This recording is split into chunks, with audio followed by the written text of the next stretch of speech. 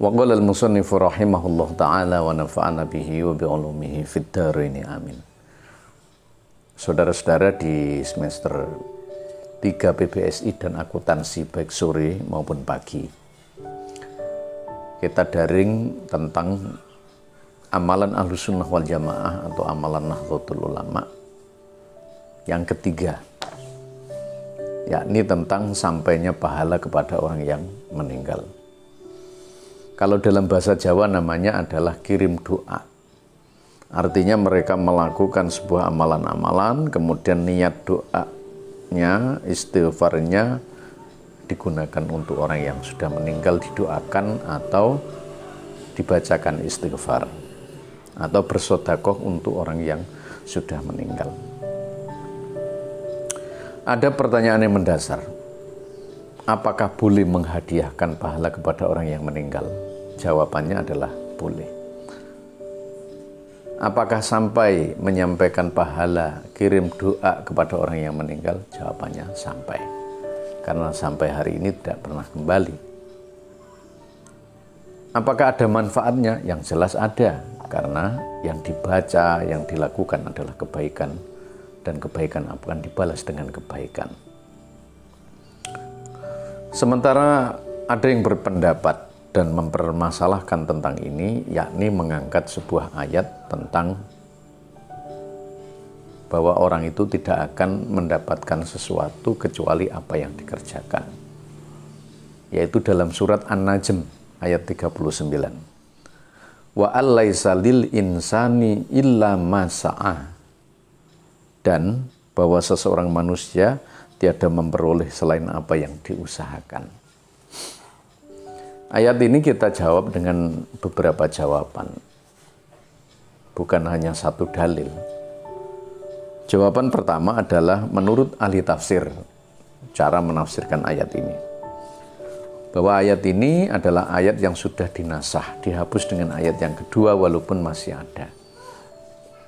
Dihapus apanya? Hukumnya, pemberlakuannya, yaitu ada ayat wa alhaqna bihim dzurriyyatahum, alhaqna bihim dzurriyyatahum wa ma alatna min amali min syai' ila akhirih. Apa artinya ayat yang kedua? Ayat yang kedua ini adalah menyatakan bahwa orang yang sudah meninggal itu bisa meminta kepada Allah anaknya dipertemukan dengan dia di dalam surga. Jadi begini, seorang ayah yang punya makom level tinggi di surga, anaknya yang makom ada di bawah surganya, maka anaknya ini akan ditarik ke atas karena mungkin karena permintaan dan kehendak Allah. Kemudian dia akan diletakkan dalam satu tempat. Artinya bahwa orang tua yang beramal, dia bermanfaat bagi anaknya. Artinya bahwa pekerjaan yang baik, amal yang baik dari orang tua yang menyebabkan dia masuk surga tadi, di atas tadi, menyebabkan anaknya yang di bawah tertarik ke atas. Artinya manfaat. Alhaqna bihim dzurriyyatahum. Jadi beda untuk ayat pertama dan ayat yang kedua. Ayat yang pertama, bahwa yang manusia akan mendapatkan hanya apa yang dikerjakan. Tapi untuk ayat yang kedua adalah manusia akan mendapatkan manfaat dari apa yang dikerjakan orang lain. Termasuk di sini adalah ayatnya yang menyebabkan anaknya masuk surga bersama dia. Kemudian jawaban yang kedua adalah dari sahabat Ikrimah. Ayat yang pertama yaitu wa'alaisa lil insani illa ma sa'a, itu berlaku pada Nabiullah Ibrahim. Artinya tidak sama antara perlakuan manhaj syariat Nabiullah Ibrahim dan Nabiullah Muhammad SAW. Nabiullah Ibrahim memberikan penegasan bahwa ayat Yang pertama, manusia tidak memperoleh apa yang dikerjakan, tapi di ayat yang kedua bahwa manusia akan mendapatkan sesuatu walaupun dia tidak mengerjakan, tapi dia mendapat manfaat dari pekerjaan orang tuanya tadi. Sama halnya orang yang meninggal, dia akan mendapat manfaat dari orang lain walaupun bukan orang tuanya. Artinya orang lain yang bekerja, orang lain yang beramal, dia dapat barokahnya.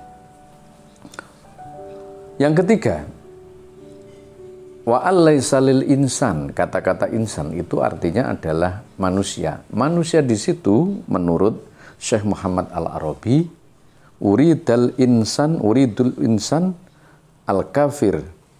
Yang dikatakan insan di situ adalah orang kafir yang melakukan hal-hal yang tidak berdasarkan Islam. Kalau dia melanggar, dia akan dapat apa yang dikerjakan. Wa amal mu'min falahu masa'ah. Tetapi orang mukmin maka dia akan mendapatkan atau menerima dari orang lain, ya, seperti dalam kitab Is'aful Muslimin wal Muslimat halaman 47. Nah, sekarang jawaban yang ketiga. Apakah manfaat? Mari kita melihat sebuah jawaban tentang apa yang dikerjakan oleh manusia yang masih hidup itu bermanfaat bagi orang meninggal. Salah satu dari perlakuan dalam salah satu bagian dari amalan tahlil adalah bersedekah untuk ibunya yang sudah meninggal, bermanfaat dan disampaikan kepada ibunya yang sudah meninggal. Artinya dari amalan-amalan orang hidup disampaikan untuk ibunya yang sudah meninggal. An Aisyah anna rajulan atan Nabiya sallallahu alaihi wasallam. Ya Rasulullah, inna ummi qad uqtulitat nafsaha walam tusi wa adhunnuha law takallamat tasaddaqat afalaha ajrun in tasaddaqtu anha.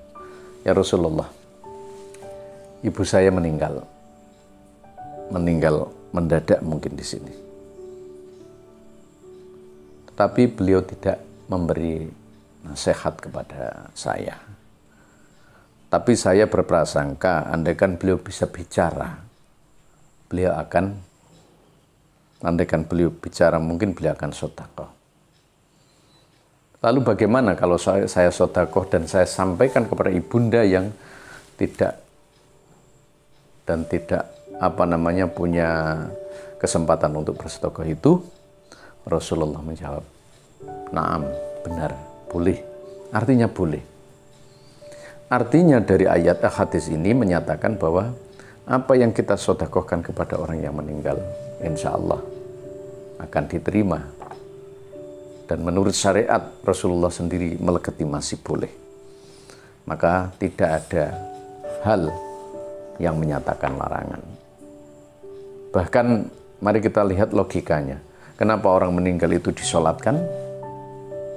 Ya karena bermanfaat bagi orang yang meninggal. Di sana ada baca Quran dalam sholat, ada baca sholawat, ada baca istighfar.